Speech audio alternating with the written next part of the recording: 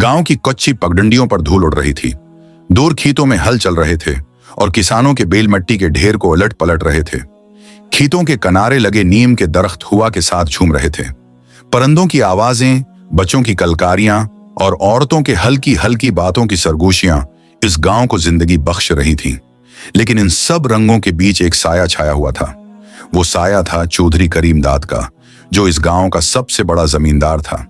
करीम दाद के पास सैकड़ों एकड़ जमीन, कई डेरे और नौकरों चाकरों की लंबी फहरिस्त थी। गांव वाले उसके डर से कांपते थे। अगर किसी ने उसकी मर्जी के खिलाफ कुछ कह दिया या वक्त पर टेक्स अदा न किया तो वो उसे सर बाजार जलील करने से बाज न आता। इसी गांव के कुछ मकानों में एक यतीम बच्चा अहमद और उसकी मां फातिमा रहते थे। फातिमा बीवा थी। शौहर को कई साल पहले बीमारी ने छीन लिया था। अब वो अपने बेटे को पालने के लिए दूसरों के घरों में बर्तन धोती और झाड़ू देती थी। अहमद दिन रात अपनी मां की आंखों में आंसू देखकर छोटे से दिल में दुआ करता, या अल्लाह हमें भी सुकून दे, हमें भी इज्जत दे। जिन अहमद अपनी मां के साथ चौधरी के खेत के किनारे से गुजर रहा था, उचांक नौकर ने चीख कर कहा, ओए कहां जा रहे हो? ये जमीन चौधरी की है। फातिमा ने अदब से कहा, भाई हम तो बस सीधी राह जा रहे थे। लेकिन नौकर ने डांट कर कहा, खबरदार आइंदा यहां से ना गुजरना। चंद लम्हे बाद खुद चौधरी करीम दाद घोड़े पर आ गया। उसकी आंखों में गुरूर झलक रहा था। आओ बीबी, ये रास्ता मेरा है। अगर तेरी हिम्मत है तो अपनी जमीन लेकर गुजरना।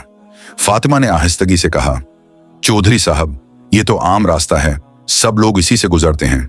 चौधरी ने कहकहा लगाया, मेरी मर्जी, गांव में जो कुछ है वो सब मेरा है, तुम जैसे गरीबों की क्या औकात। ये सुनकर अहमद का नन्हा दिल दहल गया। लेकिन वो अपनी मां का हाथ पकड़कर बोला, उम्मा परेशान न हो, अल्लाह देख रहा है। यतीम की दुआ। उस दिन अहमद ने रात भर करवटें बदली।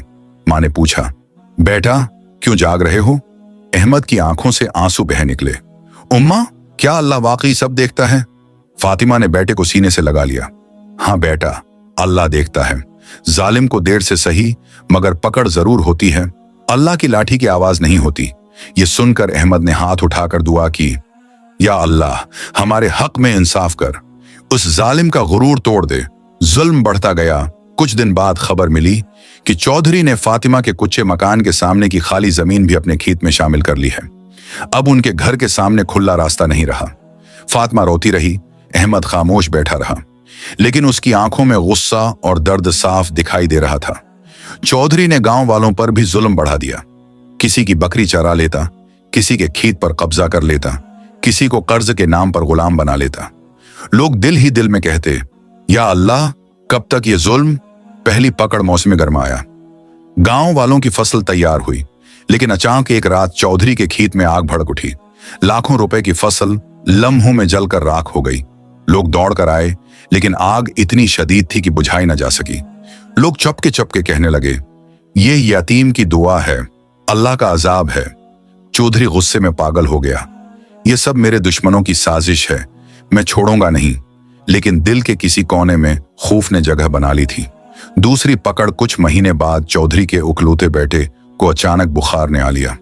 बड़े बड़े हकीम और डॉक्टर बुलाए गए, लेकिन बीमारी बढ़ती ही गई। एक दिन वही बेटा चौधरी के कदमों में तड़पता हुआ कह रहा था, अब्बा मुझे बचा लो। चौधरी बेबस खड़ा था। उसकी आंखों से आंसू बहने लगे, लेकिन तकदीर का फैसला बदल न सका। बेटा दुनिया से रुखसत हो गया। अब चौधरी के गुरूर का आधा स्तून गर चुका था। तीसरी पकड़ बेटे की मौत के बाद चौधरी ने अपनी सारी तोजा कारोबार पर लगा दी। लेकिन अचानक मार्केट में ऐसा नुकसान हुआ कि उसकी जायदाद का बड़ा हिस्सा नीलाम हो गया। नौकरों ने भी एक एक करके छोड़ दिया। अब वही चौधरी जो घोड़े पर बैठकर रोब झाड़ता था, तन्हा और बेबस हो गया।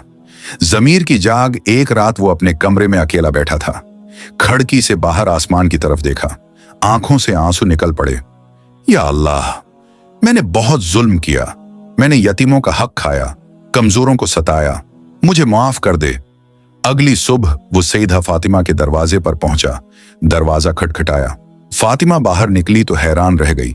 सामने वही जालिम जमींदार खड़ा था, लेकिन आज उसकी आंखों में गुरूर के बजाय निदामत थी। चौधरी जमीन पर बैठ गया और बोला, बीबी मुझे माफ कर दो, मैंने तुम पर और तुम्हारे बेटे पर जुल्म किया। अल्लाह ने मेरा सब कुछ छीनकर मुझे सबक सिखा दिया। फातिमा की आंखों में आंसू आ गए। चौधरी साहब, माफी मांगने वाला बड़ा होता है, अल्लाह भी माफ करने वाला है। मैंने आपको माफ किया। ये सुनकर चौधरी ने अहमद को गले से लगा लिया। बेटा, मुझे दुआ दो कि अल्लाह मुझे हदायत दे और बाकी जिंदगी नेकी में गुजरे। इंजाम वक्त गुजरता गया। चौधरी ने अपनी बाकी जिंदगी गरीबों की खिदमत में लगा दी। वो यतीमों की कफालत करने लगा, गांव वालों पर मेहरबान हो गया। लोग हैरान थे कि ये वही चौधरी है जो कभी जुल्म की पहचान था।